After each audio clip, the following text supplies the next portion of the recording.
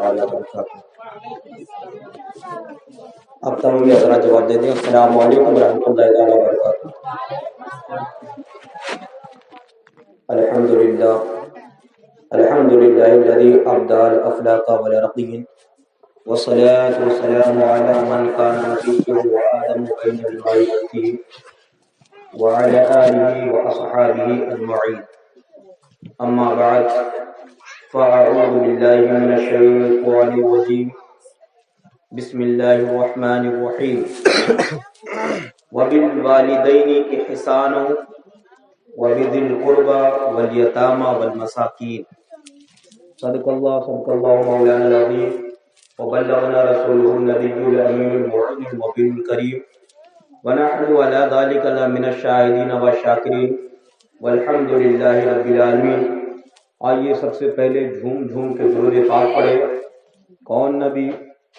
اس نبی کے بارگاہ میں جب اس نبی کی آمد ہوتی ہے، آپ تمام حضرات ہمارے طرف متوجہ ہو جائیں چند منٹوں کے لیے۔ جب اس نبی کی آمد ہوتی ہے تو جو اللہ کے رسول کا پہلا سجدہ ہوتا ہے اس میں رب حبلی امتی کی صدا ہوتی ہے، مولا ہماری امت کو بخش دے۔ کون نبی؟ وہ نبی کہ جب کبھی حضرت جبریل نے یہ کہہ دیا کہ حضور میں نے آپ کی بھی امت کو جہنم میں دیکھا، تو حضور اتنا روئے۔ ٹھیک ہے ادھر آ جائیے تھوڑا اور شانتی کے ساتھ سماعت فرمائیں۔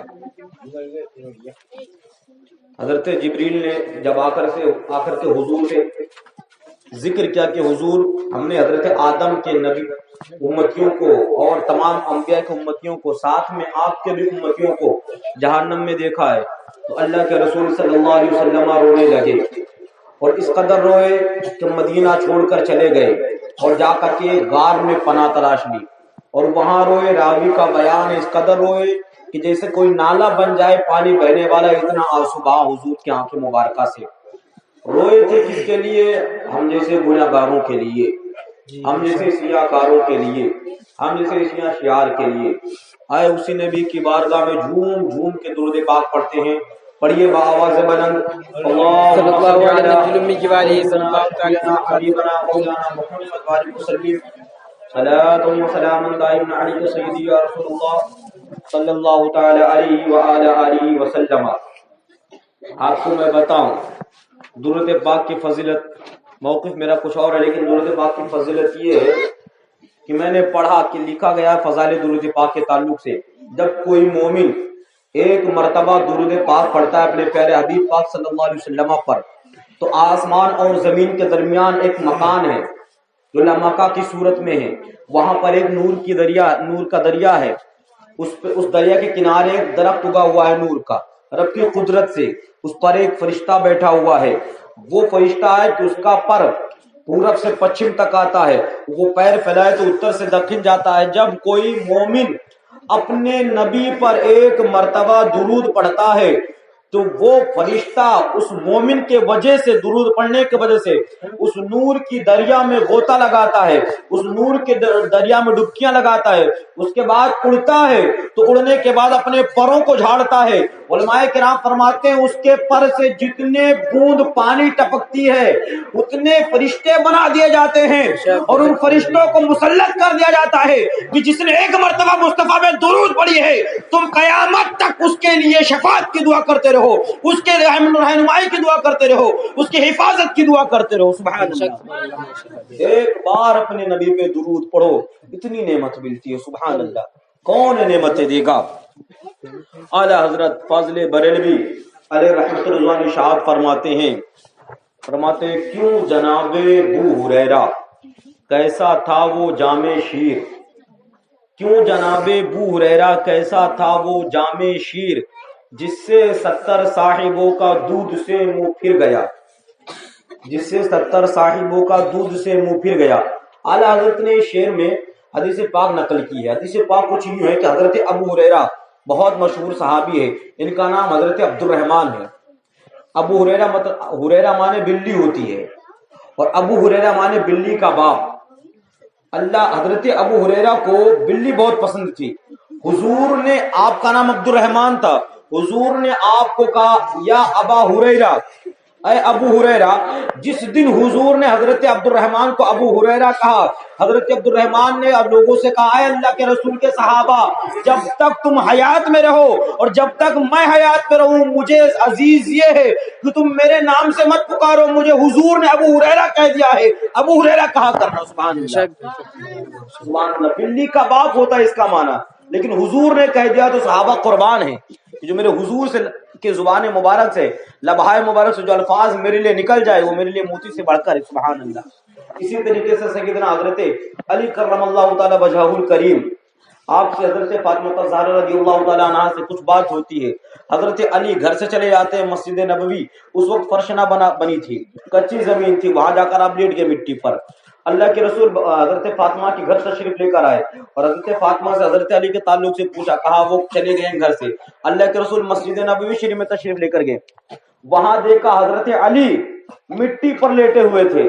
اللہ کے رسول نے حضرت علی کو ٹھوکر مارتے ہوئے کہا، قم یا ابا تراب، کھڑے ہو جا اے مٹی کے باپ۔ حضرت علی نے اپنے ساتھیوں سے اور صحابہ کرام سے کہا، آج سے مجھے علی مت کہہ کے پکارنا، آج سے جب بھی پکارنا تو ابو تراب کہہ کے مجھے پکارنا، کیونکہ یہ نام میرے نبی نے ایجاد کیا ہے۔ سبحان اللہ، جسے مجھے میرے نبی نے پکارا ہے۔ سبحان اللہ۔ تو حضرت ابو ہریرہ، ان کا نام حضرت عبد الرحمن ہے۔ واقعہ کچھ یوں ہے کہ حضرت عبد الرحمن کو، ابو ہریرہ کو بھوک لگتی ہے اور شدت کی بھوک لگتی ہے، 2-4 دن فاقہ کرتے ہیں، بھوکے رہتے ہیں، تو کسی سے اظہار نہیں کرتے کہ کوئی مجھے کھانا کھلا دے، چوراہے پر جا کر کے بیٹھ جاتے ہیں، ایسے جگہ بیٹھتے ہیں جہاں سے حضرت عمر کا بھی گزر ہوتا ہے، حضرت صدیق اکبر کا بھی گزر ہوتا ہے، حضرت عثمان کا بھی گزر ہوتا ہے، وہیں سے حضور کا بھی گزر ہوتا ہے۔ حضرت ابو ہریرہ بیٹھے ہیں، حضرت سیدنا ابو بکر صدیق رضی اللہ تعالیٰ عنہ تشریف لاتے ہیں، حضرت ابو ہریرہ کو دیکھتے ہیں، کہتے ہیں ابو ہریرہ خیریت، کیسے آپ یہاں تشریف رکھتے ہیں؟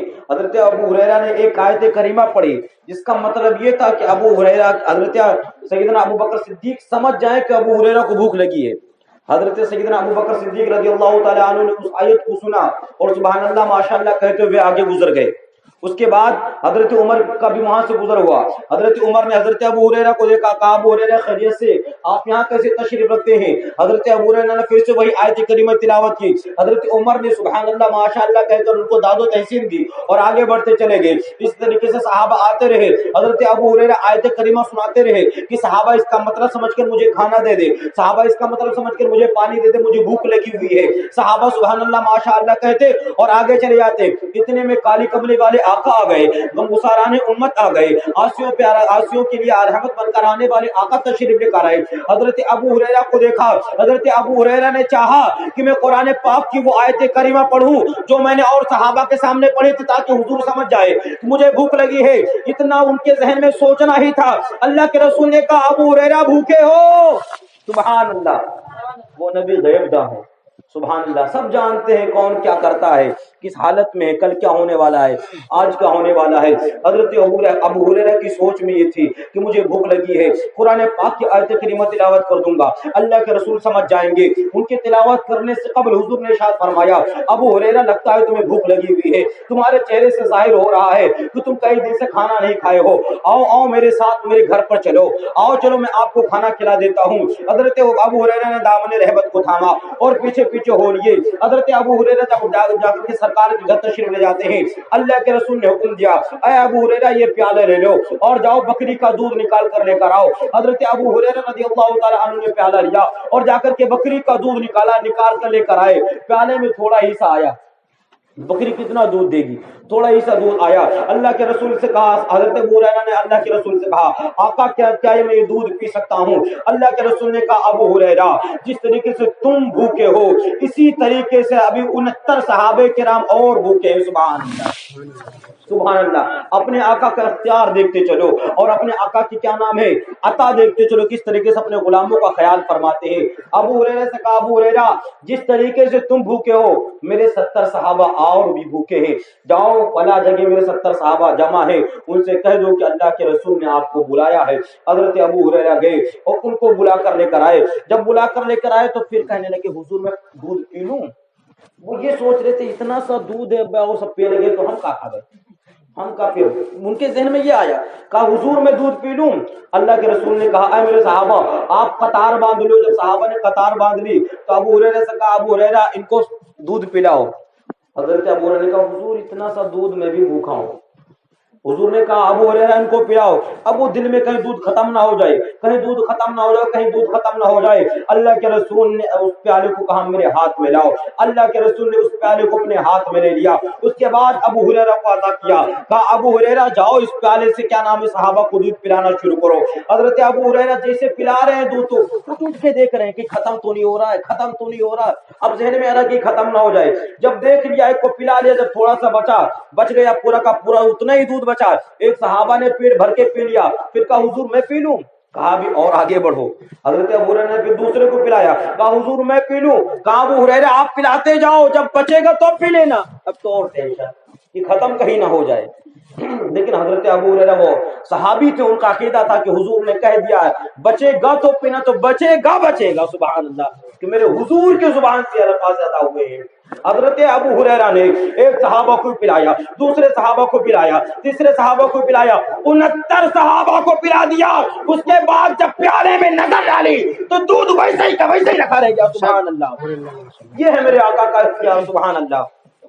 اس کے بعد کہا حضور میں کیا دودھ پی سکتا ہوں. اللہ کے رسول نے کہا ابو ہریرہ رکو میں بھی پیوں گا. سبحان اللہ. حضور بڑی بھوک لگی ہے, کب سے آس لگائے بیٹھا ہوں, ایک دوسرے کو پلایا جا رہا ہوں, من میں لالچ پیدا ہو رہی ہے کب پیٹ کے اندر جائے, کب پیٹ کے اندر جائے. کہا ابو ہریرہ ایک کام کرو, ایک طرف تم ہوٹ لگا لو, ایک طرف میں ہوٹ لگا لیتا ہوں, اس کے بعد پینا شروع کر دو. حضرت ابو ہریرہ نے ایک طرف ہوٹ لگایا, دوسرے طرف مصطفیٰ کریم نے ہوٹ لگا لیا. اس کے بعد دودھ پی رہے ہیں, پیتے جا رہے ہیں, دودھ ختم ہی ہو رہی ہے. سبحان اللہ, دودھ ختم ہونے کا نام نہیں لے رہا ہے. حضرت ابو ہریرہ نے بھی پیٹ بھر کے کیا نام ہے دودھ پی لیا, پیارے آقا نے بھی پیٹ بھر کے دودھ پی لیا. اس کے بعد پھر پیالے میں دیکھا جاتا ہے دودھ اتنا کا اتنا ہی رہ گیا. حضرت ابو ہریرہ نے قسم کھا کے بیان کیا اگر اس وقت 70 صحابہ نہیں 70 لاکھ صحابہ ہوتے تو سب کے لیے وہ دودھ کافی ہو جاتا. سبحان اللہ. اعلی حضرت نے کہا کیوں جناب ابو ہریرہ, کیوں جناب ابو ہریرہ, کیسا تھا وہ جام شیر جس سے 70 صاحبوں کا دودھ سے منہ پھر گیا. اتنا پیا کہ سب کا پیٹ بھر گیا. اب نہیں پیئیں گے, اب نہیں پیئیں گے. اس میں مصطفیٰ کریم کی کیا نام کا معجزہ تھا. آپ نے اپنے دست مبارک میں اس پیالے کو لے لیا. آگے اعلیٰ حضرت ارشاد فرماتے ہیں میں تیرے ہاتھوں کے صدقے کیسی کنکریاں تھی وہ, میں تیرے ہاتھوں کے صدقے کیسی کنکریاں تھی وہ, جس سے اتنے کافروں کا دفعتاً منہ پھر گیا. اس شعر میں اعلیٰ سرکار نے دوسرے حدیث پاک کو نقل کیا. دوسرے حدیث پاک آپ غور سنتے چلے. دوسرے حدیث پاک یہ ہے کہ جب اللہ کے رسول کو یہ اللہ تعالیٰ نے حکم دیا کہ کفار مکہ نے دار الندوہ, مدینہ سے مکہ شریف میں ایک ندوہ ہے جگہ, ندوہ مانے ہوتا پنچایتی اور دار مانے کا گھر, تو پورا مانا ہوتا پنچایتی گھر. دار العلوم ندوہ مانے ہوا پنچایتی علوم کا گھر, جہاں پنچایت چھاڑی جا رہی ہے اور پنچایت میں دین کی بات نہیں کی جاتی ہے. یاد ہے آپ کو مکہ میں ایک دار الندوہ تھا حضور کے زمانے میں, ابھی بھی موجود ہے وہ دار الندوہ. وہاں پر کفار مکہ نے میٹنگ کی کہ محمد اپنا اسلام پھیلا رہے ہیں, ان کا اسلام پھیلتا چلا جائے گا. ہمارے باپ دادا کا اسلام جو دین تھا, ہمارے لات و عزا منات جو ہمارے ہبل بت موجود ہے ان کی ہم پرستش کر رہے تھے, ان کو مٹا دیا جائے گا, ان کو ختم کر دیا جائے گا, محمد کو قتل کر دیا جائے. یہ پلاننگ کی گئی معاذ اللہ رب العالمین, میرے حضور کے قتل کی پلاننگ کی گئی. اس کے بعد سارے کیا نام ہے قبیلے کے لوگ جمع ہوئے, ہر قبیلے کا ایک ایک بندہ, کل ملا کر کے 40 قبیلے کے فرد تھے اور 40 لوگ ہوئے, 40 قبیلے کے 40 لوگ ہوئے. انہوں نے کیا نام ہے مشورہ بنایا, آپس میں فیصلہ کیا کہ کل رات میں جا کر کے حضور کا قتل کریں گے معاذ اللہ رب العالمین. اس ارادے سے وہ لوگ حضور کے گھر کا محاسبہ کر لیتے ہیں. ادھر اللہ کریم نے اپنے حبیب پر وحی نازل فرما دی. وہی یہ تھی اے پیارے آج تمہیں ہجرت کرنی ہے. جو ہم ہجری لکھتے نہیں ہے, ہجری اسی ٹائم سے شروع ہوئی ہجری لکھنا. حضور صلی اللہ علیہ وسلم جب ہجرت کر کے مکہ سے مدینہ تشریف لائے اسی ٹائم سے ہجری لکھنا شروع ہوا. حضور کو ہجرت کا حکم ہوا, وعلیکم السلام, حضور کو ہجرت کا حکم ہوا. اللہ کے پیارے رسول صلی اللہ علیہ وسلم نے حضرت کیا نام ہے حضرت علی کرم اللہ تعالی وجہ الکریم کو بلایا. علی آج تمہیں میرے بستر پلیٹنا ہوگا. حضرت علی بستر پلیٹ گئے. 40 کافر 80 آنکھیں, کتنے 40 کافر 80 آنکھیں दरवाजे पे टिकटिकी लगाई हुई देख रही थी, कब हुजूर निकले कब कत्ल किया जाए, कब हुजूर निकले कब कत्ल किया जाए, कब हुजूर निकले कब कत्ल किया जाए। अल्लाह के रसूल ने हजरत अली को तलब किया, हजरत अली को अपने बिस्तर पे लिटाया, उसके बाद आपने अपने हाथ में दस्ते मुबारक में कुछ कंकरियां उठाई। मैं तेरे हाथों के सदके, कैसी कंकरियां थी वो। अल्लाह के रसूल ने अपने हाथों में कंकरियां उठाई, उसमें सूरह यासीन शरीफ को पढ़ करके दम किया, उसके बाद काफिरों पर फेंक दिया। वो कंकरियां पढ़नी ही थी कि काफिर ऐसा लग रहा था कि अंधे हो गए। हुजूर उनके सामने से गुजर गए, वो देख ना पाए। मेरे हुजूर उनके सामने से गुजर गए और वो देख ना पाए। आज आज आज जब सुन्नी कहता है हुजूर हम मिलाद करते हैं, हुजूर मिलाद में तशरीफ लाते हैं, हम नबी का जिक्र करते हैं, हुजूर मिलाद में तशरीफ लाते हैं, हम जब नबी का जिक्र करते हैं, हुजूर हाजिर रहते हमारे जिक्र को सुनते हैं, तो आबड़ा कहता है नजर क्यों नहीं आते। क्या कहता है? हुजूर नजर क्यों नहीं आते? अगर मिलाद में आते हैं तो नजर क्यों नहीं आते हैं? जब ऐसा कोई सवाल कर दे कि हुजूर आते तो नजर क्यों नहीं आते, तो कह देना कंकरी वाले तो नहीं हो कि मक्का में हुजूर ने जब कंकरी मारी तो उनको नजर नहीं आए थे हुजूर। उन्हीं के बच्चे तो नहीं हो जिनको कंकरियां लगी थी, क्योंकि जो सुन्नी होता है और जो वो आंख रखता है वो हुजूर को देख लेता है। सुभान अल्लाह। वो आंख चाहिए हुजूर की ज़ियारत के लिए। हर किसी को सुभान अल्लाह नूरानी चेहरा नजर थोड़ी आएगा। दिन रात गुनाहों में डूबी हुई आंखें हुजूर के चेहरे को तलाशे। दिन रात जो गुनाह करती हुई आंखें हैं वो हुजूर के चेहरे को तलाशे। कोई अगर सवाल कर दे वहां बड़ा कि सुन्नी बरेली भी कहते हैं हुजूर मिलाद में तशरीफ लाते हैं, हमें तो नजर नहीं आते, तो फौरन ये कहना कि हुजूर ने मक्का में कंकरी मारी थी हिजरत के वक्त, तो हुजूर उनके सामने से गुजर गए, उन्हें नजर नहीं आए। क्या उनके बच्चे तो नहीं हो जिनको कंकरियां लगी थी, अभी तक कंकरी का असर है। अल्हम्दुलिल्लाह। जब आला हजरत ने नबी के जलवे को देखा तो सुभान अल्लाह मचल गए। हर आशिक़ रसूल अपने नबी का दीदार करेगा, कोई यहाँ करेगा तो कोई कब्र में करेगा, और हश्र में तो इंशाअल्लाह अज़ीज प्यारे मुस्तफा के चेहरे की ज़ियारत नसीब ही होगी। सुभान अल्लाह, सुभान अल्लाह। ये मिलाद इसलिए कायम की गई कि बच्चे की विलादत हुई है। कुछ लोग बच्चे की विलादत को नहूसत समझते हैं, लेकिन अल्लाह के रसूल क्या समझते उसे सुनो। हम कुछ की बातें क्यों कर सुने यार, हम अपने नबी की बात करेंगे कि हमारे नबी क्या कह रहे हैं। सुभान अल्लाह। अल्लाह के रसूल ने इरशाद फरमाया, जिसकी बच्चियां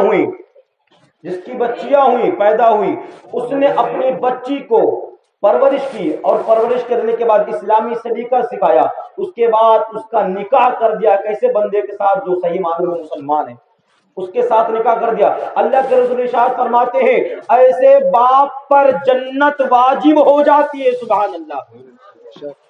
जो अपनी बच्ची की परवरिश करे उसके बाद उसका निकाह मुसलमान के साथ कर दे, तो ऐसे बाप पर जन्नत वाजिब हो जाती है। और आगे इरशाद फरमाते हैं ऐसे बाप के लिए जहन्नम और उसके दरमियान दीवार खड़ी कर दी जाती है कि उसका बाप जहन्नम के करीब ही नहीं जाएगा। सुभान अल्लाह।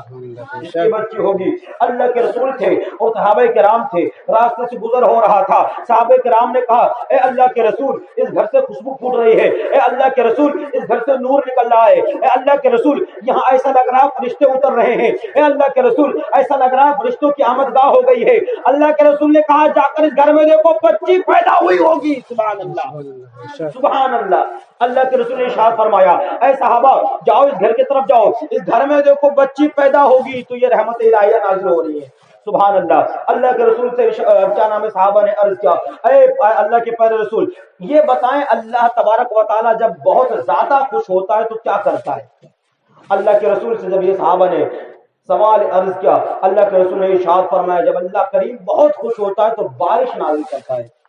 फिर साहबा ने कहा और ज्यादा खुश होता है, तो अल्लाह के रसूल ने कहा बेटियां अता करता है। कहा और ज्यादा खुश होता है, तो कहा दूसरी बेटी अता करता है। कहा जब और रब और खुश होता है तो कहा तीसरी बेटी अता करता है।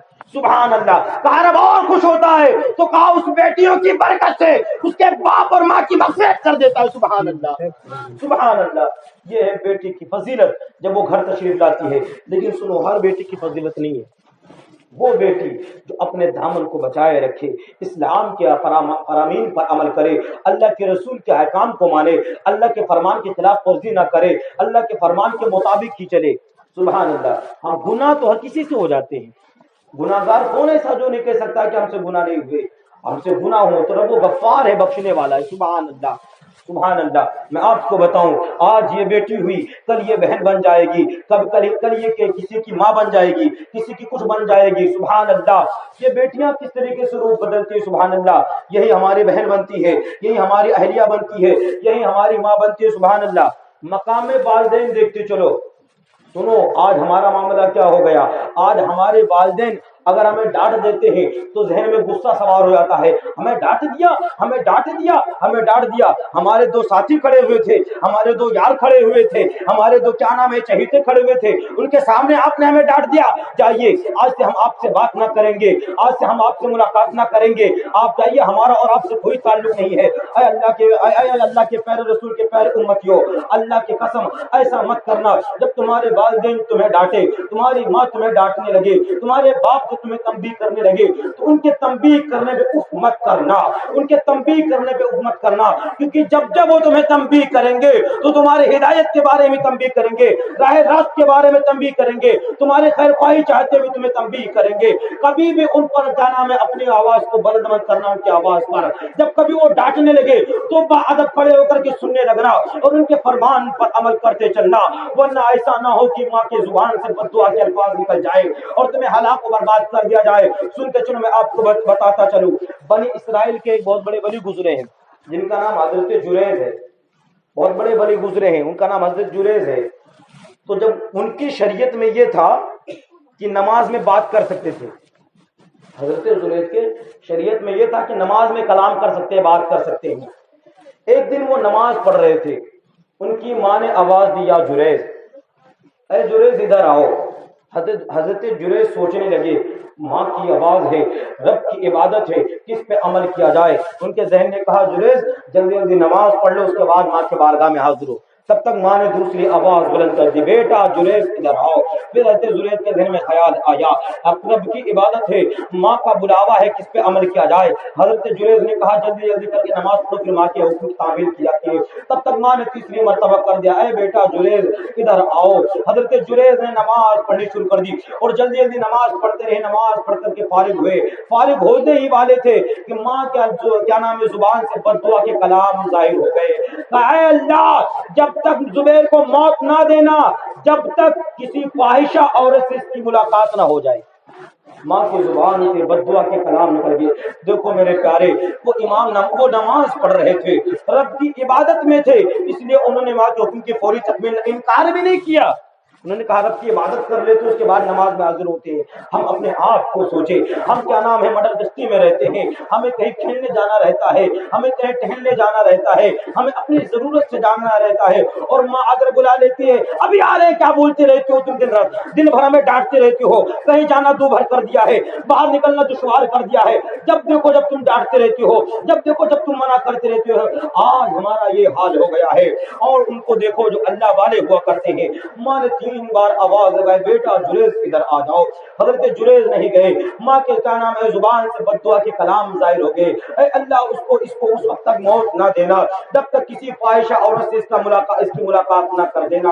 हजरत जुरैज बाद में हाजिर हो गया, कहा, अम्मी आप इरशाद फरमाए। क्या आपने इरशाद फरमाया? कहा, बेटा वक्त निकल गया है, अब जाओ, अब आपकी जरूरत नहीं है। हजरत जुरैज क्या नाम है चले जाते हैं। कुछ दिन होता है, हजरत जुरैज जहां आपकी खानका थी, वही जंगल में आपकी खानका थे, वही करीब एक चरवाहा था जो अपने ऊंट को चराया करता था, अपने बकरियों को चराया करता था। वहां पर एक औरत रहती थी, फाहिशा औरत रहती थी। उस चरवाहे का उस औरत के साथ गलत संबंध हो जाता है, उस चरवाहे का उस औरत के साथ गलत ताल्लुक हो जाता है, उस औरत से उस चरवाहे का बच्चा पैदा होता है। तो लोग उस औरत से पूछते हैं, बता ये बच्चा किसका है, अभी तक तेरी शादी नहीं हुई है, ये किसकी औलाद लेकर तू आई है, ये किसके नस्ल से है, ये किसके नुस्खे से है। उस औरत ने तोहमत लगाते हुए कहा, ये जुरैज का बच्चा है। माज़ल्लाहि रब्बिल आलमीन। उस औरत ने तोहमत लगाया, कहा ये जुरैज का बेटा है। उस औरत को क्या नाम है उस वक्त के बादशाह के दरबार में हाजिर किया गया। बादशाह ने पूछा, मैंने सुना है कि तुमने बच्चा जना है, बगैर बाप के बच्चा पैदा किया है। उस औरत ने कहा, नहीं, बगैर बाप के बच्चा नहीं पैदा किया है, इसका बाप है। कहा, इसका बाप क्या है, कौन है, उसका नाम क्या है? कहा, इसके बाप का नाम जुरैज है, जो खानका बनाए हुए हैं, उसमें रहते। बादशाह ने तलब किया, जाओ जुरैज को लेकर आओ, उनके खानका को गिरा दो, उनको रस्से में जकड़ कर लेकर आओ। हजरत जुरैज को रस्से में जकड़ लिया गया, उनके खानका को गिरा दिया गया, बादशाह के दरबार में हाजिर किया गया। बादशाह ने कहा, जुरैज जरा ये बताओ, ये औरत क्या कह रही है, ये बात सही है कि गलत है? हजरत जुरैज ने कहा, ये औरत क्या कह रही है इसके बारे में मुझे इल्म नहीं है। उस औरत से पूछा, आप क्या कह रही हो? औरत ने कहा कि मैं यही कह रही हूँ कि ये बच्चा तुम्हारा है, तुमने मेरे साथ गलत संबंध कायम किया है, तुमने मेरे साथ क्या नाम है गलत काम किया है, जिसके सबब से बच्चा पैदा हुआ है। हजरत जुरैज से बादशाह ने कहा, जुरैज हम तो तुम्हें नेकोकार समझते थे, हम तो तुम्हें अच्छा समझते थे, हम तो तुम्हें नेक समझते थे, तुमने इतना गलत काम कैसे कर दिया? हजरत जुरैज से कहा, इसके बारे में सफाई तुम क्या दोगे? हजरत जुरैज ने कहा, मैं क्या बोलूं, इस बच्चे से पूछ लो किसका बेटा है। सुभान अल्लाह, सुभान अल्लाह, बोलो और सुभान अल्लाह, और वो से बोलो सुभान अल्लाह। हजरत जुरैज ने कहा, इस बच्चे से ही पूछ लिया जाए, अभी वो चंद दिन का बच्चा है, अभी माँ की गोद में खेल रहा है, 2-4 दिन हुए, अभी दूध भी नहीं पी रहा है सही तरीके से। उसके बाद पूछा जा रहा है कि इस बच्चे से पूछ लो, वो बच्चा बोलेगा कैसे? बादशाह ताज्जुब करने लगा, कहा, जुरैज बच्चा बोलेगा कैसे, ये बच्चा जवाब कैसे देगा? हजरत जुरैज ने कहा कि इस बच्चे से पूछ कर देखो। हजरत जुरैज से कहा, बादशाह ने तुम्हें पूछ कर देखो। हजरत जुरैज ने कहा, मन अबू का, अरे बच्चे जरा ये बता तेरा बाप क्या है, कौन है और उसका नाम क्या है? उस बच्चे ने जवाब दिया, वो बच्चा बोला, रब की कुदरत से बोला, और उसने जन्म दिया राइल गनम, मेरा बाप चरवाहा है, चरवाहा। हजरत जुरैज पाक है, मेरी मां इन पर तोहमत लगाती है। बादशाह ने हजरत जुरैज से माफी मांगी, कहा मुझे माफ कर दीजिए, इसके मैंने कहने पर अमल कर लिया था, इसके कहने पे मैंने आपको तकलीफ दी है, आपकी खानका को गिरा दिया है, आप कहे तो आपकी खानका को मैं चांदी का बना दूं। हजरत जुरैज ने कहा, नहीं नहीं, हमारी खानका को चांदी का मत बनाओ। कहा, आप कहे तो आपकी खानका को मैं सोने का बना दूं। कहा, नहीं, मेरी खानका जैसे थी वैसे बना दो, मिट्टी का बना दो। उसके बाद बादशाह ने कहा, उस औरत को लान तान कहना शुरू कर दिया। हजरत जुरैज ने कहा, इस औरत की भी गलती नहीं है, दरअसल गलती जुरैज ही की है। एक वक्त मेरे माँ ने मुझे बुलाया था, बेटा जुरैज इधर आ जा।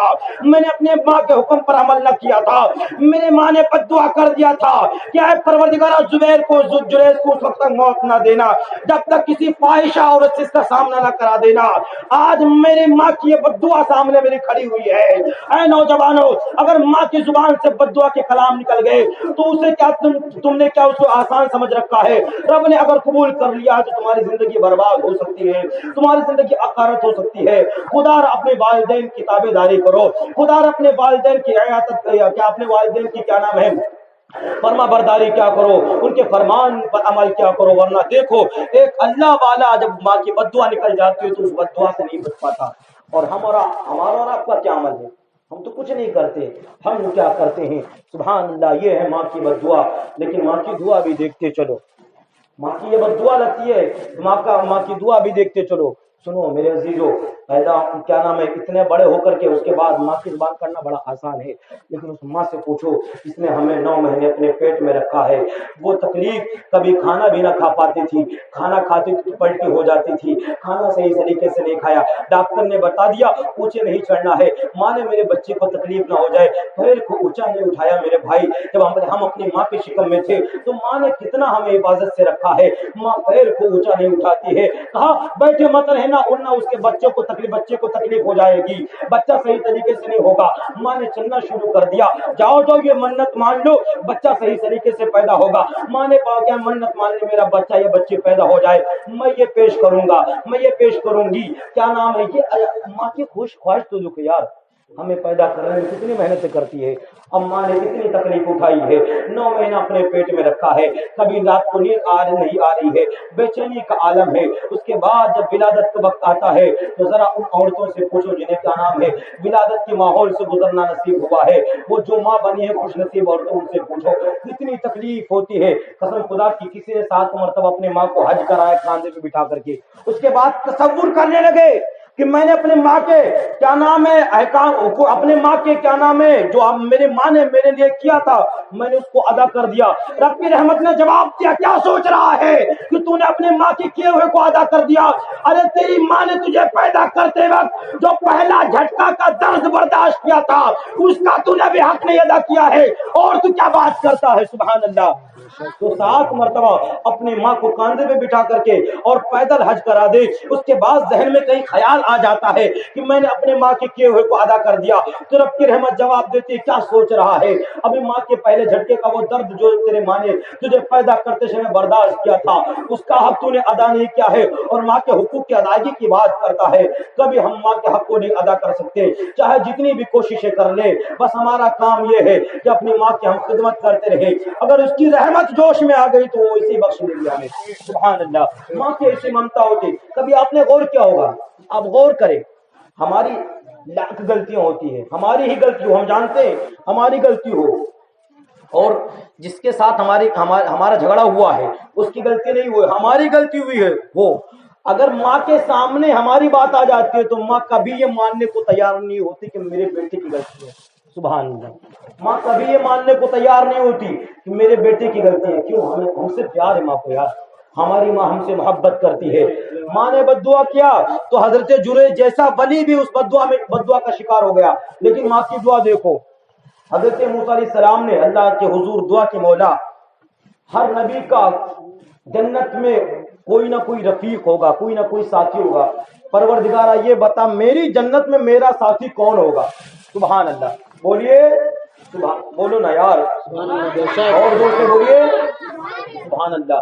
حضرت موسیٰ علیہ السلام نے دعا کی، مولا ہر نبی کا جنت میں کوئی نہ کوئی ساتھی ہوگا، رفیق ہوگا، اے رب قدیر میری جنت میں میرا کون ساتھی ہوگا؟ سبحان اللہ۔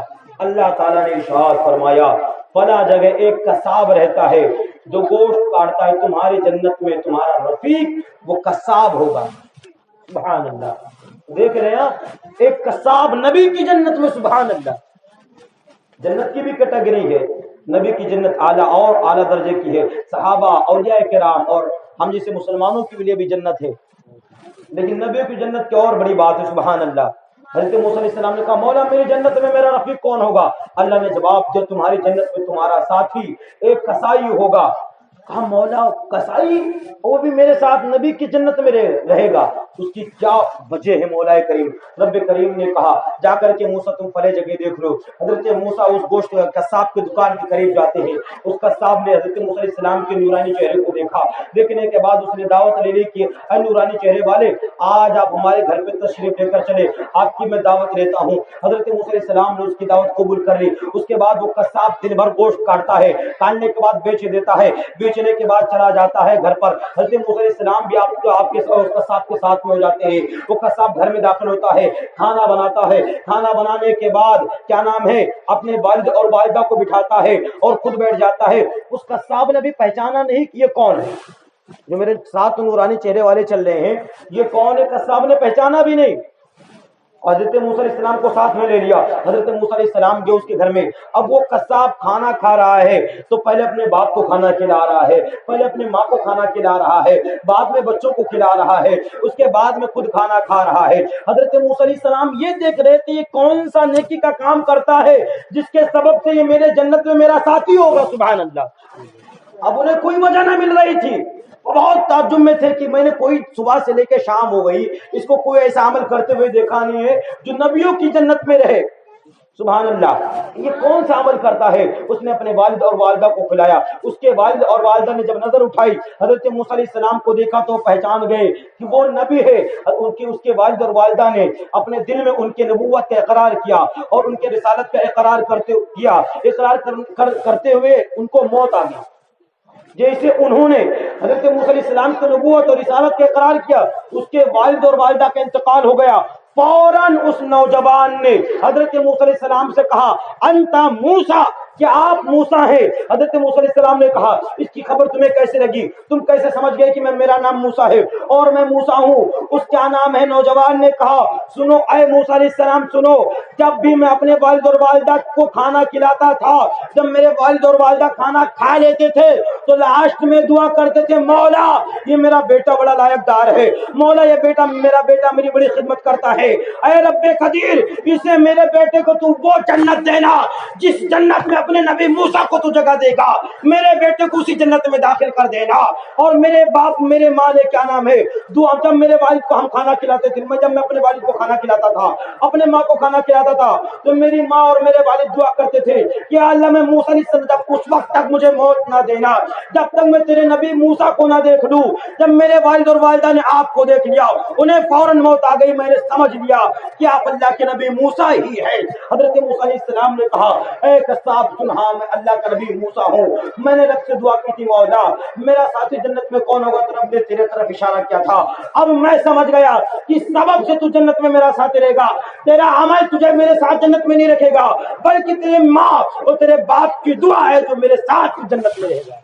سبحان اللہ، یہ ہوتی ہے والدین کی دعا، یہ ہوتی ہے والدین کا کیا نام، والدین کا کرم یہ ہوتا ہے۔ سبحان اللہ، ہم آپ کو کیا بتائے والدین نے کس جتن سے ہمیں پالا ہے، کس مشقت سے ہمیں پالا ہے، کتنی تکالیف اٹھائی ہے۔ کبھی آپ دیکھو کسی ماں کو دیکھو اپنے بچے کو گیلے سے اٹھا کر کے سوکھے میں لٹا دیا کرتی ہے اور خود گیلے میں لیٹ جایا کرتی ہے، اتنی تکلیف اٹھا کر کے۔ سردی کا موسم چل رہا ہے، آپ کسی کے کو دیکھو جس کو بچہ ہو اسے دیکھو، جب بچہ کیا نام پیشاب کر دیتا ہے تو ماں اس گیلے میں اس پیشاب میں خود لیٹنا پسند کرتی ہے اور سوکھے میں اپنے اس لگتے جگر کو لٹا دیتی ہے، میرے بچے کو سردی نہ لگ جائے، میرا بچہ بیمار نہ گر جائے۔